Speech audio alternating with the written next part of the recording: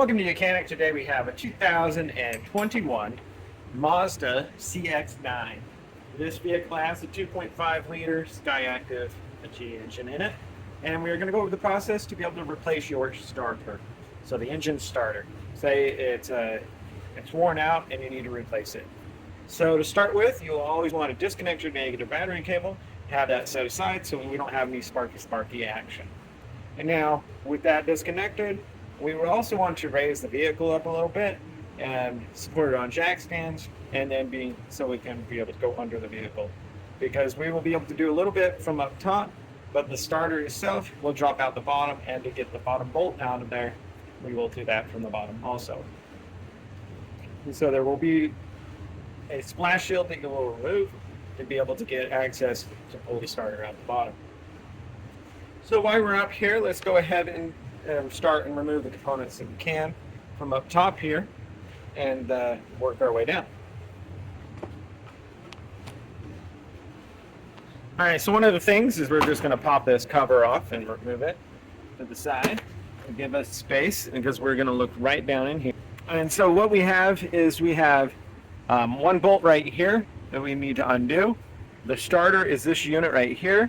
The starter here, solenoid here. A lot of times the solenoid is what goes bad, but you don't necessarily replace just the solenoid, you replace the starter, and solenoid is one full unit. And so we have a wire connection here that we need to undo, and this is our big positive lead that goes on to the starter. Yep. So squeeze the top and the bottom, there's a clamp, and then that opens up access to the nut that holds this cable to here. And that is a 12 millimeter.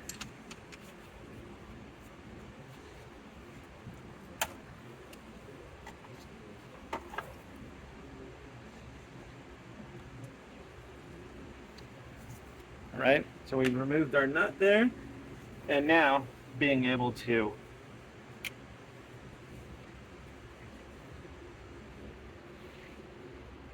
we also need to reach down, and we have the little connection that connects to the solenoid.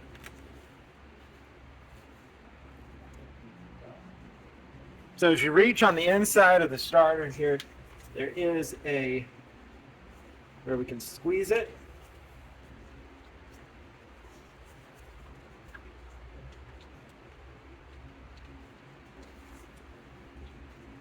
Get it unlocked. It'll probably be easier to get the remainder of that portion undone from down below.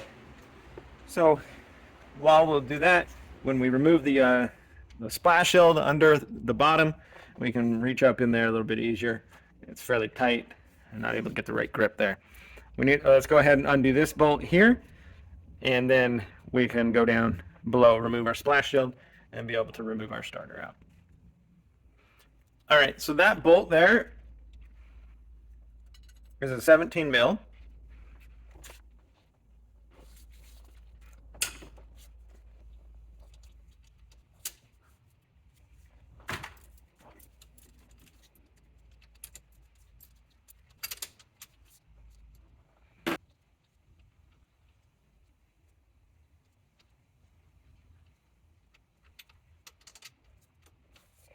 All right, so we've removed the top 17 mil.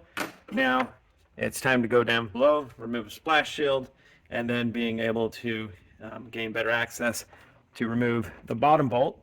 So we have one bolt on this side that goes through, and then one bolt on the bottom that's going to go that direction. They go opposite directions of each other. And then we have finished unhooking the cable here from the solenoid side, which is just a little spade connector, but it has a squeeze clamp that we're not able to do very well from up top here. All right, so down here from below with the vehicle raised up, if you still have the splash shield, we want to remove this. We have kind of two separate splash shields. You have one that's right here at the very front that's just under the radiator, but we just need to remove the back one.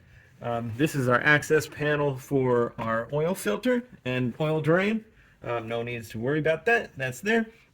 This is another little access panel right here, which you can see up in there. Starter-wise, we're just going to remove this whole thing. It consists of a bunch of 10 millimeters around, and then some push clips that we need to pull out.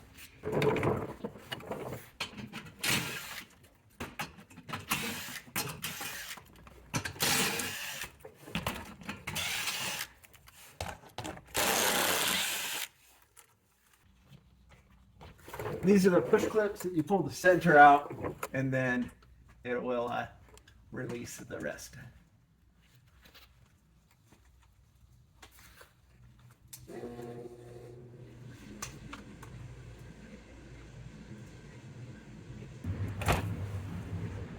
All right, now we're getting somewhere.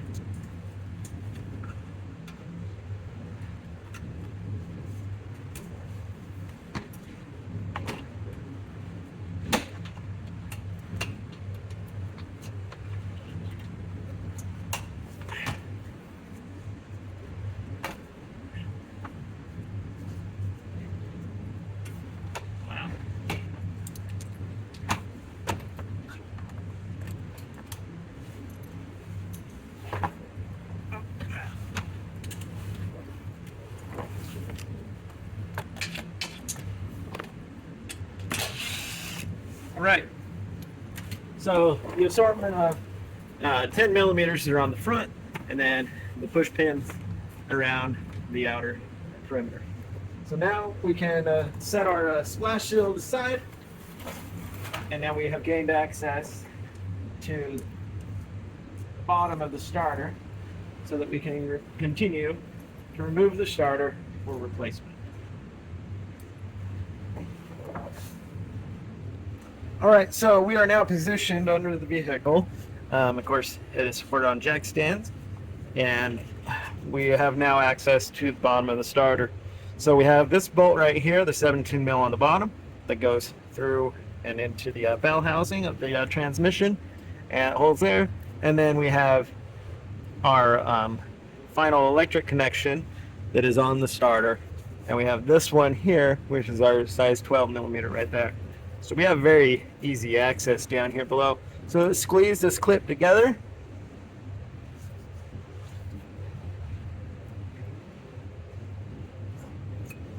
To be able to unconnect it. And then that's the side. Just pop this clip a little bit. Getting it from the back, we can squeeze it together because we want to have this wire moved out of our way a little bit when we undo the starter from the bottom. All right, so I move this clip just so that this wire is free when we undo this bolt. So this is a 17 mil here on the bottom, as well as the top one. They were all 17.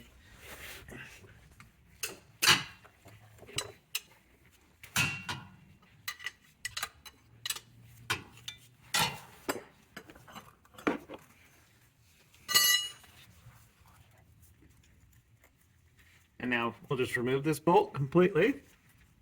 There we go, bolt removed. And now the starter will be able to be removed. We're just gonna pull it backward, twist it a little bit, and then it comes out. And now we can twist it to bring it down through this hole here, pressing that cooling line for the radiator a little bit forward.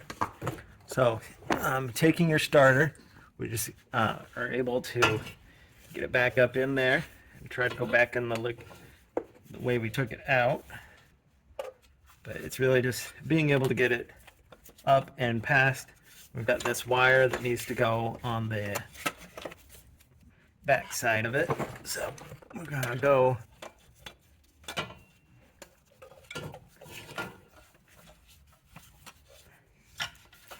upward and then spin it, and then that way we're able to get the wiring where we want it to be.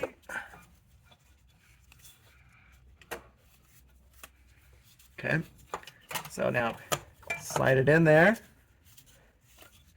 I'm holding it in place. I just put that wire on there, just sitting on there. But hold it into place. Be able to start our 17 millimeter bolt down here.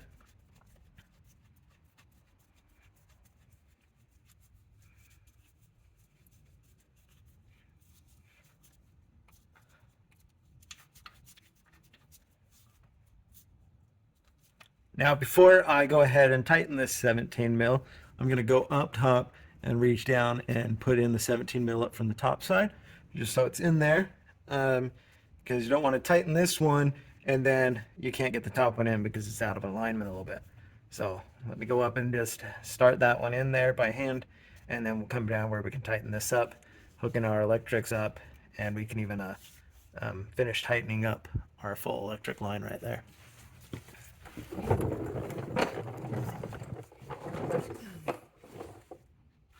All right, so I have the bolt is in up top, just hand in, and then that way everything is lined up so that when we tighten this one here, then when we go up top, the other one is going to be tightened where it needs to be. So we're going to tighten the bottom 17 here.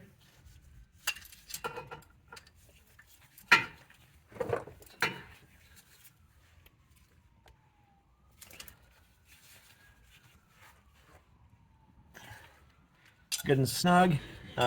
We'll repeat for the one up top, but while we're down here, we can go ahead and finish plugging in all this electric. So we have a connector back here. This needs to be pushed in there. Then we have this wire that is for the solenoid, and that just presses on the little spade here. You'll hear a little click noise.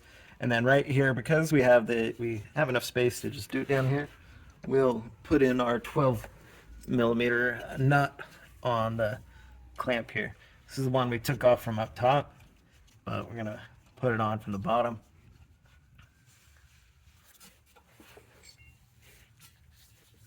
And then just tighten her up.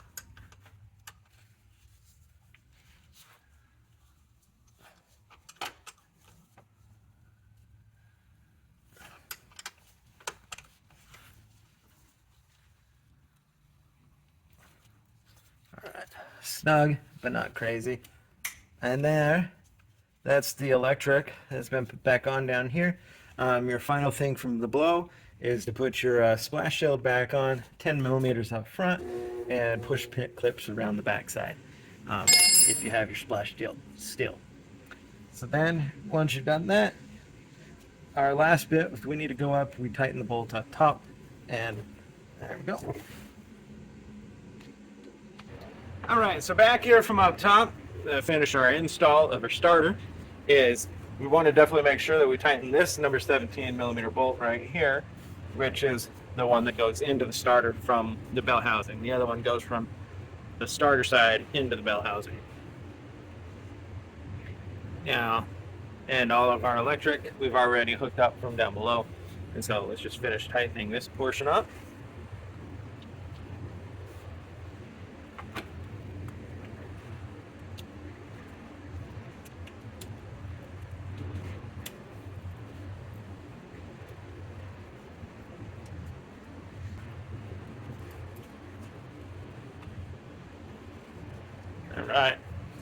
All right, so that's good and tight there. I'm sure there's a torque setting, but I don't believe it's necessary. Just want to make sure it's good and tight on those components. There are certain bolts that are definitely necessary to be torqued. So we've installed our starter, and that'd be the replacement of your starter on a 2.5 liter Sky Active engine of a Mazda. This is a CX-9, but if you have a CX-5 or anything with the 2.5, it's going to be fairly similar in the way that you put everything on with your starter in the location. Two different components might be in a different location, but that's the basics there. Thanks for watching Mechanic, where you can be the mechanic.